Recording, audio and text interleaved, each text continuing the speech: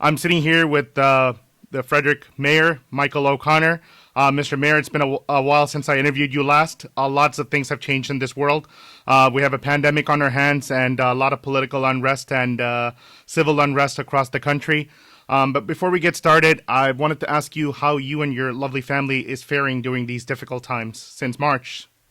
I think, like everyone else, we're trying to find a way to adjust to whatever this new normal is going to be for however long it's going to last. I think that's been the hardest part of all of this. Is I think we're able to accommodate to changes in our schedules and our routines for a period of time when we have some expectation of how long that's going to be. But this is now, as you said, been going on since March, and so it's been intermittent. We're all well, we're all healthy, which is good. I did lose a family member to COVID-19 back in May. My wife's mother passed away as a result of the disease. Sorry to hear that. It's been difficult to get the family together, but we're doing well and we're weathering through. I think with struggles that are the same as everybody else is dealing with. Understood, and I'm really sorry to hear about your loss. That's terrible. This is a really unfortunate time, but looking back at our numbers, the first wave of COVID-19 that we had, we're the second largest city in Maryland, but despite that, our numbers were relatively low compared to the rest of the state and perhaps other parts of the country. We're now in the second wave. It's starting to go up again, but again, the numbers, while not impressive, are still impressive compared to other parts of the states and other parts of the country. What do you think is attributed to that? Why do you think we are that successful? Well, a lot of the numbers that we saw in the first wave, because of the way this rolled out, a lot of those illness and death were being reported in long-term care facilities. Sure. And I think that's still a little bit of the dynamic that the most vulnerable populations are obviously our older residents, people who have otherwise immunocompromised systems.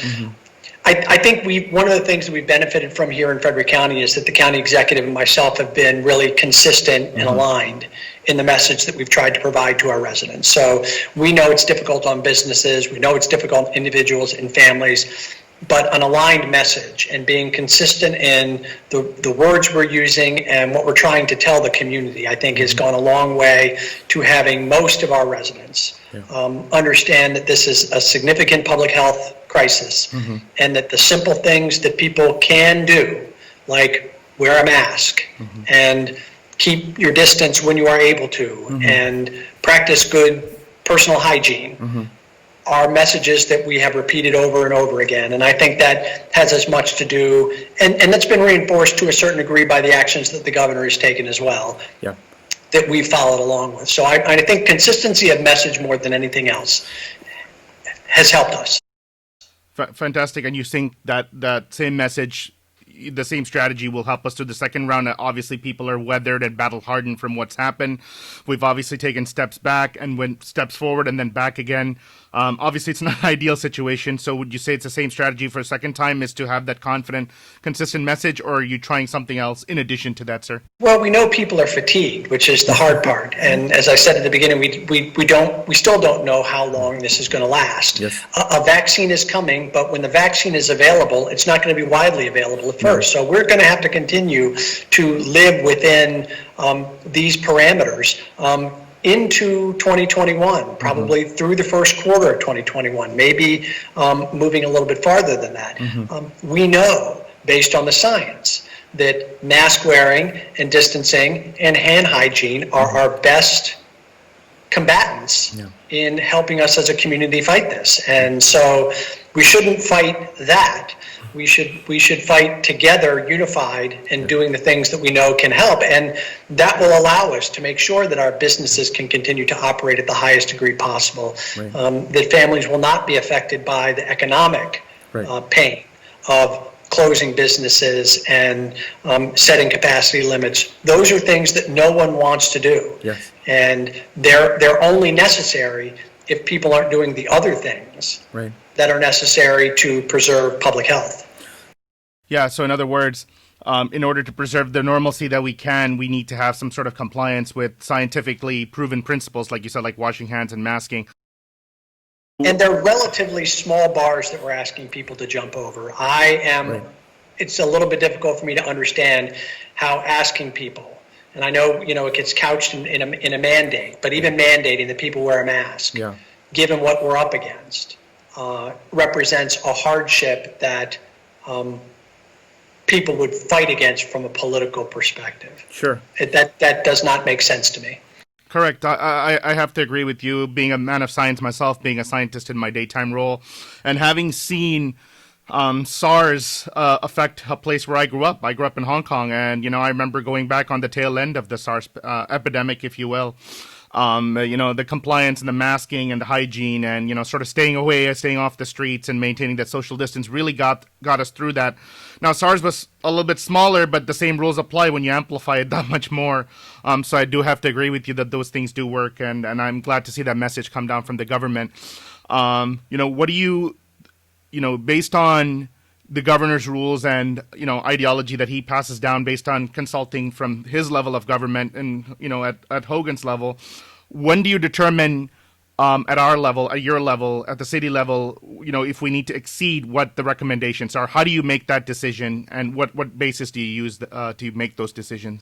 The City of Frederick doesn't have a health department, so we rely very heavily on Dr. Brookmeyer and the Frederick County Health Department, which is a county-wide public health organization. Mm-hmm. So throughout the pandemic from the beginning, being aware of and mindful of the public health metrics that Dr. Brookmeyer's agency has been able to provide to the community, and using those to guide the decision making in consultation with the county, watching the state's guidance, seeing where we have flexibility and where we don't, looking at the specific case data in Frederick County, not making a broad determination if there's other data that can support something that's a little bit more narrowly focused. So my preference is to be as narrowly focused as we need, to not be more reaching in a requirement or a mandate than is absolutely necessary to maintain public health.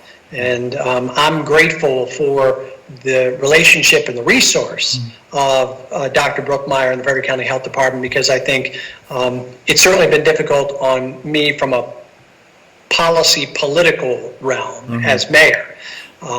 If you're in public health, this is why you're in public health, to deal with battling this kind of a global health crisis. Sort of help do people reach out to you about, whether it's business or otherwise, or what kind of complaints are you sort of fielding right now that is your biggest stress level, but at the same time your biggest challenge that you are trying to overcome? Yeah, from the very beginning, we knew that two things were going to manifest themselves pretty quickly. One was going to be the need for public assistance as people's jobs were affected, as schools closed because of a need to keep children safe and healthy, and that dynamic and changes on people's personal work schedules and those sorts of things, that we were going to need to be available to provide some kinds of support and assistance in the realms of social services, but then also on the business side. We knew the businesses were going to be impacted by decisions that had been made by the state, passed down to the local level, and we focused then dollars that we were able to either redeploy within our existing budget, which was relatively constrained amount, but to use the Federal CARES Act funding that we were able to get to deploy towards coronavirus relief assistance to nonprofits, utility assistance, eviction assistance to residents, and business grants to help businesses that were struggling. So as we continue to hear from the community, those continue to be the same concerns. It's difficult when you don't know how long it's going to last. Exactly. And we're nearing the end of when the CARES Act funding is going to have to be used, and we don't know whether additional federal relief is going to come in support of local governments and our residents. We're certainly advocating for it, but that's going to be the next piece, is when these dollars are not available anymore. If the need is still there, are we going to be able to find the resources to meet those? Yeah, that bodes the question, kind of lead into your short-term and long-term challenges. Obviously, short-term is getting people to comply, get the numbers back down. Long-term challenges is the financial aspect when this well of dollars that we are able to tap into will dry up at some point, and as the vaccines start rolling out, we don't know when those will roll back. What other challenge do you foresee? We're short on time, so I want to jump right into it. So I know there's a compliance issue with vaccinations. For flu is a good example. At your level, do you foresee that being a problem? And if so, what do you foresee the City of Frederick government helping with to change that? Yeah, my view has always been that when a vaccine is developed that's got the backing of the scientific community, we would have no reason not to move forward with it. And a vaccine backed by the scientific community will advocate for that. We'll encourage our residents to be a part of the process. The way we get through this is by doing our part as individuals. And if we do our parts as individuals, then we're going to do our part as a community. Feel like the change in the White House, the new president that's been elected, set to take over next month, or 2 months from now, will have an impact on the way we deal with the COVID crisis in the coming months or years? Well, I would hope so, in the sense that it's a voice of consistency. Right. And so, as I said early on, in terms of the message that we've tried to provide, a message of consistency that resonates from the city, the county, the state, to the federal government, all speaking in one voice, all using the same language, all with the same advice and the same approach to dealing with a public health crisis, can only benefit the community. I know that there are those that will continue to resist, but I think most people, when they hear the same message coming from all levels of government, most people will understand that it's not a conspiracy, that it's not a hoax, that it's not fake news, that it is real. We need to take it seriously, and we need to individually and collectively do our parts to keep ourselves, our families, our co-workers, our communities, and our businesses safe.